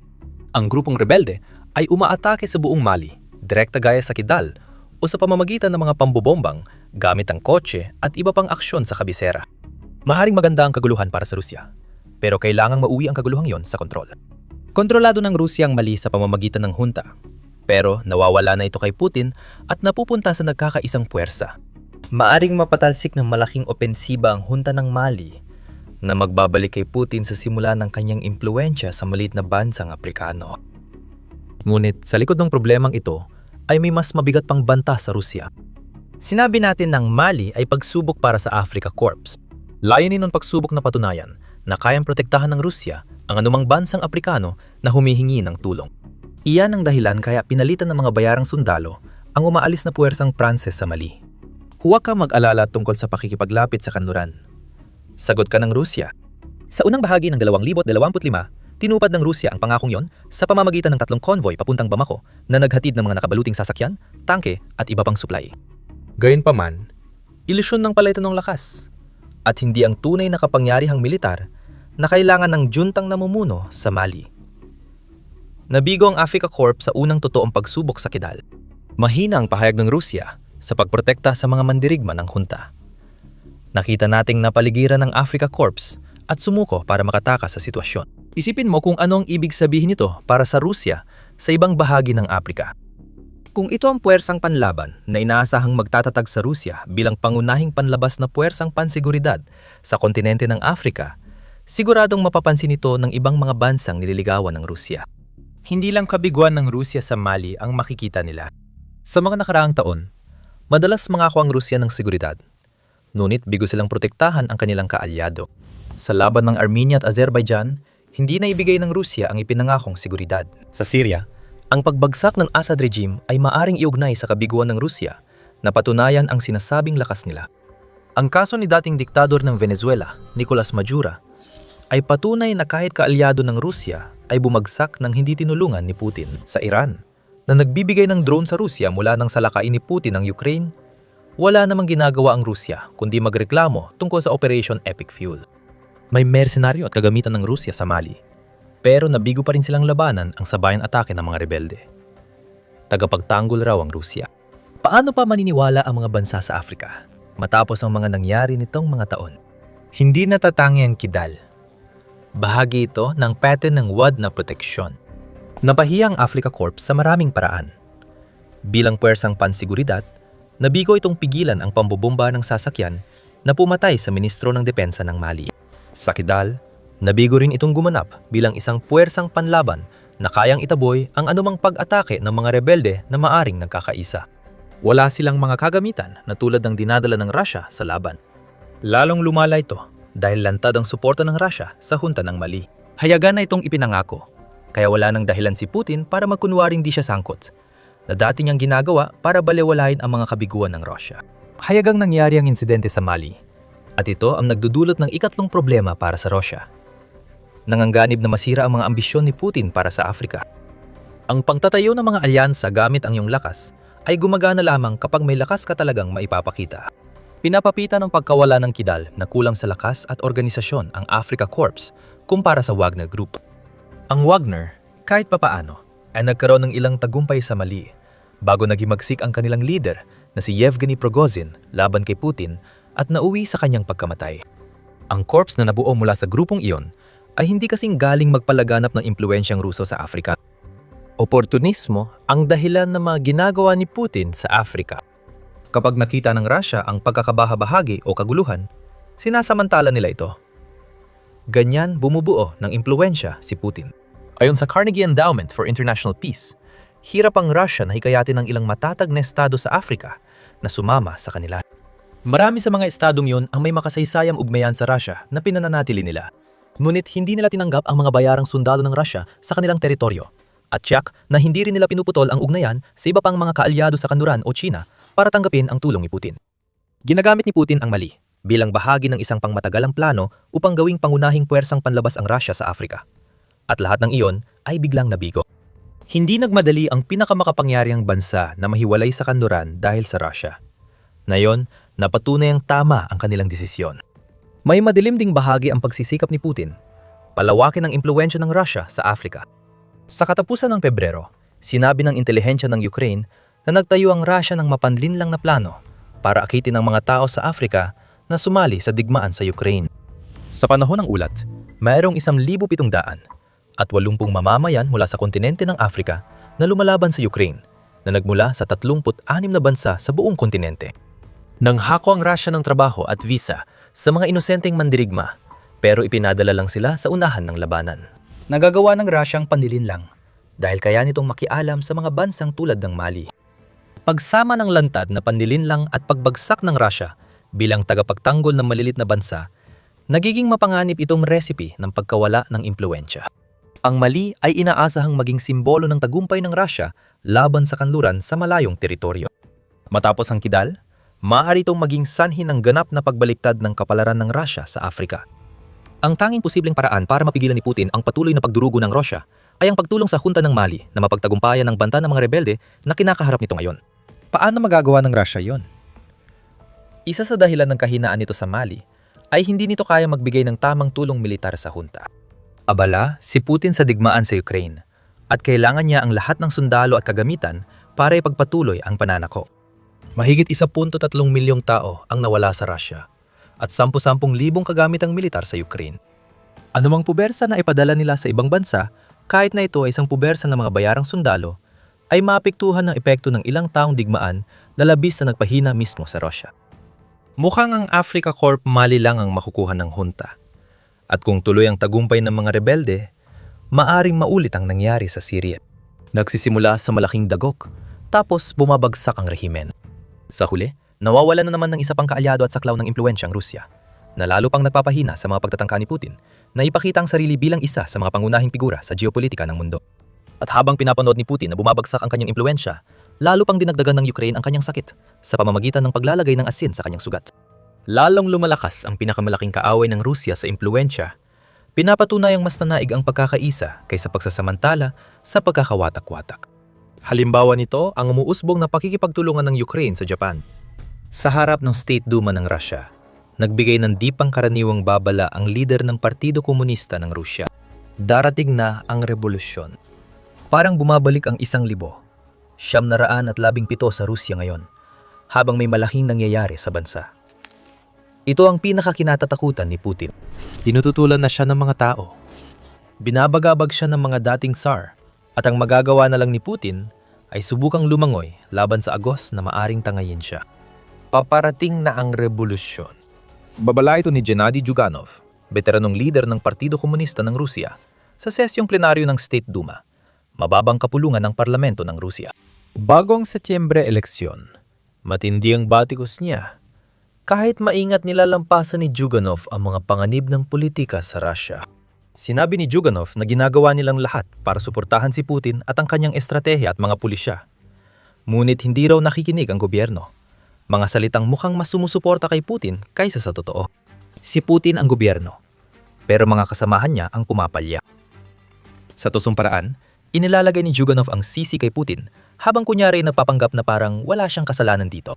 Oo, at pinalinaw ni Zyuganov yon sa pamamagitan ng mas marami pang batikos sa gobyerno, habang nagbabala siya na may nagbabadyang revolusyon. Kung hindi kayo, gobyerno, agad magpatupad ng pinansyal, ekonomikong at iba pang hakbang, maulit sa taglagas ang nangyari noong 1,917 at 17 hindi natin dapat hayaan yon. Magpasya tayo sa ilang hakbang, sigaw ni Zyuganov. Panawagan ito sa pagkilos. Hindi miyembro si Zyuganov ng United Russia ni Putin, kundi nasa oposisyon siya. Bagamat pinapakalma niyang salita para iwasan ang galit ni Putin, simple lang ang mensahe ni Zyuganov. Hindi epektibo ang mga patakaran ni Putin tungkol sa digmaan. Kailangan ng pagbabago. Darating na ang revolusyon. Ang alingungaw ng 1,917 ay tiyak na nakakabahala kay Putin. Siya ay isang taong mahilig magbanggit ng kasaysayan, kahit binabago niya ang mga pangyayari na nakaraan. Hindi niya may tatanggi na ayaw niyang maulit ang nangyari noong 1,917. Ang 1,917 ay ang taon ng Rebolusyong Ruso. Dalawang naganap. Una, napatalsik ang imperial na pamahalaan ng Rusya. Pangalawa, napasa kamay ng mga Bolshevik ang kapangyarihan. Naganap ang mga rebolusyong yon habang maraming Ruso ang namatay sa unang digmaang pandigdig na nagdulot ng matinding problemang pang-ekonomiya at nagtulak sa marami na magtanong kung bakit sila sumali sa digmaan. Ang napakaraming nasawi sa harapan, lumalalang kahirapan sa ekonomiya, walang kakayahang pamumuno, at matinding galit sa mga elitistang pinansyal at politikal ay nagsanib-sanib upang lumika ng isang unos na tuluyang nagbago sa Rusya magpakailanman. Pinapasimple lang natin. Pero parang pamilyar ito, di ba? Napansin ni Zyuganov ang mga pagkakatulad. At agad itong ginamit sa talumpati niya noong Abril 15 sa State Duma, kung saan sinabi niyang Hindi angkop para sa Rusya ang kasalukuyang estruktura ng lipunan. Tayo ay dumudulas papunta sa isang ganap na dead end dahil sa ating oligarkikong kapitalismo. Ayaw nilang mamuhunan para sa ating tagumpay, sa ating mga anak, sa malalaking pamilya at iba pa. Noong nakaraang taon, 600,000 tao ang namatay. Dumudulas tayo sa dead end sa sosyo-ekonomiya dahil sa interest rate na ito, sa pulisyang ito, at sa pagpupondong ito ayon kay Zyuganov. Wala pa ring direktang kritisismo kay Putin. Pero ito ang lipunan ni Putin na inilalantad sa ilalim ng mikroskopi ni Zyuganov. Ang mga oligarko, korupsyon, at baluktot na bersyon ng kapitalismo na halos isang kapat ng siglo nang ibinabaluktot ni Putin ayon sa sarili niyang kagustuhan ay nagdudulot ng pagbagsak ng ekonomiya at matitinding pagkalugi sa digmaan tulad ng naranasan ng Russia noong 1917. Bulag sa pangangailangan ng tao ang bagong tsar. Nagkukubli sa ivory bunker at kinokolekta ang bilyon habang nasusunog ang bansa. Alam ng mga nagmamasid na si Zyuganov ay nag-uudyok. Sa katunayan, isang bagay na nangyari ilang linggo bago niya ibinigay ang kanyang mapanulsol na talumpate ang nagbigay linaw sa gusto niyang makamit sa kanyang usapan tungkol sa revolusyon. Babalikan natin yan mamaya. Hindi may kakailan na may laman ang mga sinabi ng lider ng Partido Komunista tungkol sa ekonomiya ng Russia. Ang mga panawagan ni Zyuganov para sa mas malaking suporta kay Pangulong Putin ay talagang tagong pagpuna sa sitwasyon sa Russia na nilikha ni Putin at ng kanyang pananakop sa Ukraine. Nangakong magdadala ng katatagan sa mga Ruso, pero puro kaguluhan lang ang naibigay sa mahigit 4 na taon. Matapos ang paglago ng ekonomiya noong panahon ng digmaan noong 2023 at 2024 at sa huli ay nakaranas ang Russia ng 3% paglago sa Gross Domestic Product o GDP. Nagsimulang bumagsak ang ekonomiya ng Russia noong 2025. Ang paglago ng GDP ay umabot lamang sa 1% na malayo sa inaasahang projection. Inasahan na bababa ito sa 0.8% noong 2026 bago ang biglaang pagtaas ng kita mula sa langis na isang hindi direktang resulta ng Operation Epic Fury sa Iran na nagudyok sa International Monetary Fund na itaas ang kanilang projection sa 1.1%. Hindi pa rin maganda. Maraming bitak sa ilalim at palatandaan sa ibabaw na bumabagsak ang ekonomiya ng Russia gaya ng sinabi ni Zyuganov. May usapin din ng kamatayan. Isa pang 600,000 katao ang namatay noong nakaraang taon ayon kay Zyuganov. Karamihan sa mga nasawi ay sa Ukraine, kung saan ayon sa kanila, nagdulot ang digmaan ng mahigit 1,325,000 patay at sugatan sa Russia sa 4 na taon. Mulay, ang mga pagkakatulad.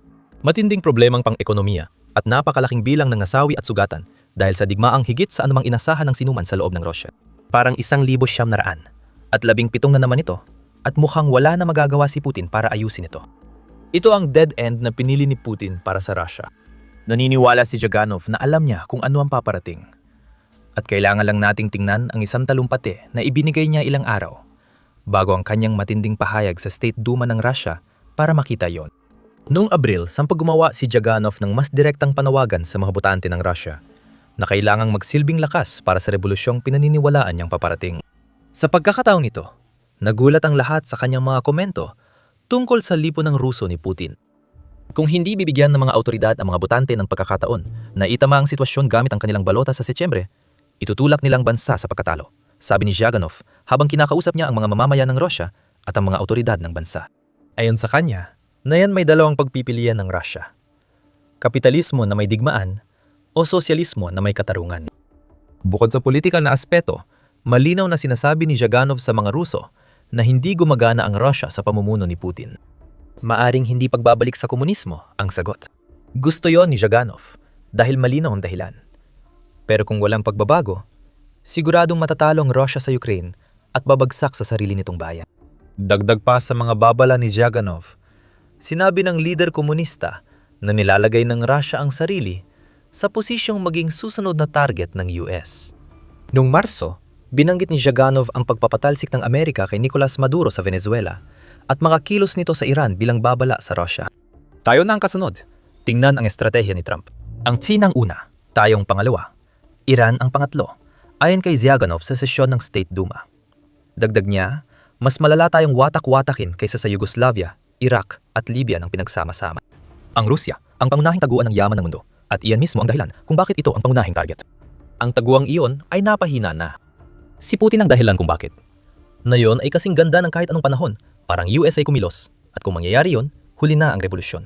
Dahil ang wasak na Rusya ay wala na magagawa para ipagtanggol ang sarili.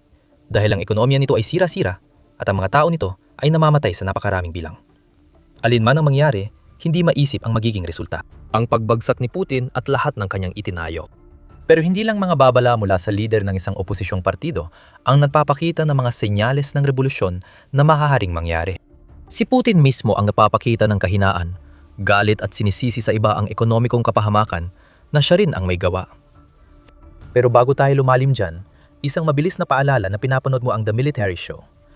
Ipinapakita namin ang buong kwento sa likod ng mga balita, kaya siguraduhin nakasubscribe ka kung gusto mong laging nauuna sa balita. Ngayon, parang reklamo na lang ni Zhaganov ang mga salita niya dahil gusto niyang mawalan ng kapangyarihan si Putin. Tutal, isa siyang leader ng oposisyon, pero hindi nagkataon lang ang tiyempo ng kanyang mga sinabi. Sinamantala ni Zhaganov ang pagkakataon dahil na yun lang nagpakita ng ganitong kahinaan si Putin sa mahigit 4 na taong pananakop niya sa Ukraine.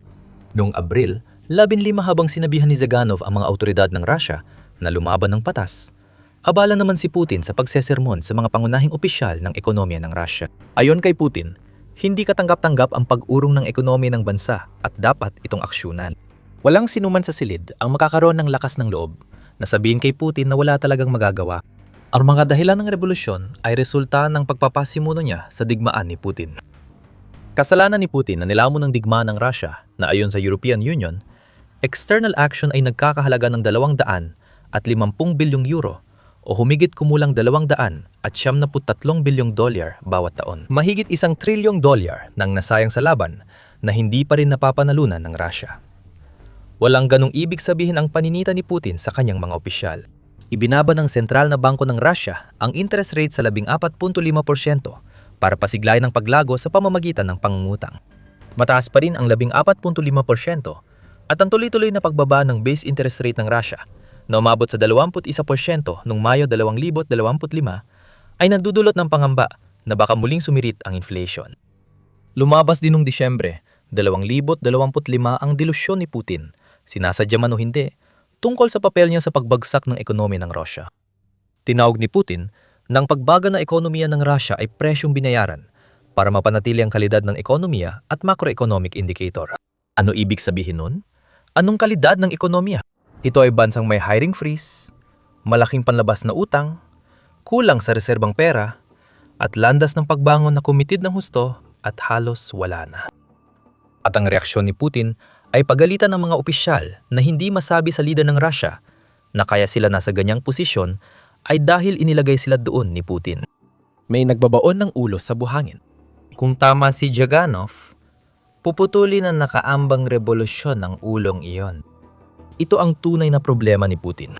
Maaring naniniwala siyang sapat ang panandaliang ginhawa mula sa Operation Epic Fury at pagsasara ng kipot ng Hormuz para maresolba ang mga problemang pang-ekonomiya ng Russia. Iyan ay pananaw na, lalo lang nagtutulak kay Putin na maging sentro ng revolusyonaryong kwento sa kasaysayan ng Russia, katabi ng mga pag-aaklas noong 1917. Totoo na bahagyang aangat ang ekonomiya ng Russia dahil sa pagtaas ng presyo ng langis mula sa digmaan sa Iran. Di tiyak kung gaano kalaki ang nakuha ng Russia sa pagtaas ng presyo ng langis. Dahil sa komplikadong formula ng buwis sa langis at isang buwang delay, wala pang opisyal na datos mula sa Kremlin para sa Marso. May ilang palatandaan tayo. Iniulat ng Financial Times na kumita ang Russia ng dagdag na $150 milyong kada araw mula langis noong Marso. Ayon sa Washington Institute, naging daan ang digmaan sa Iran para maibenta ng Russia ang langis sa presyong $59 kada bariles o mas mataas, batay sa $2,026 badyet ng Kremlin.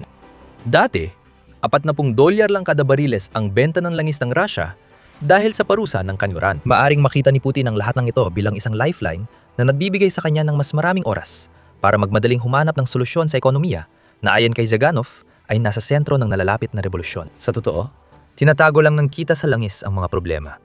Hindi rin talaga malaki ang kita, gaya ng akala. Ukraine na mismo ang kumikilos para wasakin ang pag-export ng langis ng Russia. Para matiyak na hindi makikinabang si Putin nang gusto niya mula sa krisis sa gitnang silangan. Ayon sa Al Jazeera, ang malakas na atake ng Ukraine sa export ng langis ng Russia noong Marso at Abril ay naging sanhi ng malaking pagbagsak ng export ng langis ng Russia na bumabawi sa epekto ng pagtaas ng presyo ng langis. Noong Marso, nabawasan ng 300,000 bariles kada araw ang benta ng krudong langis ng Rusya at 200,000 bariles naman sa mga pinong produktong langis. Kaya kahit ang papel ay kumalas na. Binibigyan tayo nito ng pagkakataong makita ang bitak sa pader ng Rusya at kung anong namumuo sa ilalim na posibleng magdulot ng revolusyon. Lumalabas na ang mga estruktural na problema sa ekonomiya ng Rusya na makikita sa sitwasyon ng mga negosyo roon. Iniulat ng Moscow Times noong Abril 21 na nag-freeze ng hiring ang mga kumpanyang Ruso dahil sa bumabang demand sa serbisyo. Ayon sa Sentral na Bangko ng Rusya, 64% ng ininterbyong kumpanya ay walang planong baguhin ang bilang ng empleyado sa 2026. Bumaba ang recruitment at may bantang tanggalan sa 4% ng mga kumpanyang Ruso. Magandang balita para sa mga Ruso. Tataas ng 10 hanggang 15% ang sahod bago matapos ang taon. Isipin pa rin kung anong ibig sabihin nito. Ang pagtigil ng pagkuha ng mga empleyado ay nangangahulugan ng mas kaunting trabaho, na tiyak na magtutulak sa Kremlin na subukang ilipat ang mas maraming tao sa militar. Ang pagtaas ng sahod ay walang ganong ibig sabihin para sa mga walang trabaho o natanggal sa trabaho, na nagreresulta sa matinding galit ng mga karaniwang Ruso sa sitwasyon na dulot ng pagbagsak ng ekonomiya ng kanilang bansa, na lahat ay resulta ng digmaan ni Putin. Muling bumabalik ang alaala ng 1917, mamuhay sa hirap o mamatay sa digmaan. Wala sa dalawang yon ang magandang opsyon para sa mga tao ng Rusya, at sa mas mataas na antas ng ekonomiya, tumutunog na ang mga alarma na nagsasabing nasa bingit na ng revolusyon ng Rusya na magdudulot ng pagbagsak ng pananalapi. Noong kalagitnaan ng Abril, iniulat ng Fortune na si Maxim Reshetnikov, ministro ng pag-unlad ng ekonomiya ng Rusya, ay itinuro ang mga reserba ng Rusya at nanawagan kay Putin na bigyang pansin ito, kasabay ng mainit na talumpati ni Zyuganov. Sa business conference noong Abril, sinabi ni Reshetnikov na kaya ng Rusya ang kakulangan sa manggagawa at pagtaas ng sahod dahil sa malalaking reserba para suportahan ang mga negosyo. Ayon sa aming talahan, halos nagamit na ang mga reserba. Ito ang sitwasyon at mas mahirap na ang macroeconomic na kalagayan ayon kay Reshetnikov sa komperensya. Naubos ng pondo matapos ang mga taon ng paggastos para sa digmaan, kaya wala ng tulong o bailout para sa mga kumpanyang Ruso. Sila na lang ang bahala sa kanilang sarili. Kaya nakikita natin ang pagtigil sa pagkuha ng mga empleyado. At lalo pa itong lalala dahil ang pagkaubos ng reserba ay nangangahulugan na magsisimula ng maghanap si Putin ng ibang mapagkukunan ng pera para ipagpatuloy ang kanyang pananakop. Mas mataas na bugis at mas maraming pera ang kukunin mula sa mga serbisyong panlipunan. Mapapanood ng mga tao sa Rusya kung paano pinahihina ang kanilang lipunan para pundohan ang digmaan na pumapatay ng daan-daang libo sa kanilang mga kababayan bawat taon. Isa na naman itong dagdag na sangkap para sa revolusyon. Hindi rin maganda ang utang ng Rusya. Noong Pebrero, umabot sa halos $60. 2 bilyon ang panlabas na utang ng Rusya ayon sa kagawaran ng pananalapi, pinakamataas sa loob ng 20 taon. Huling lumampas sa $60 bilyong ang panlabas na utang ng Rusya noong Enero 2006.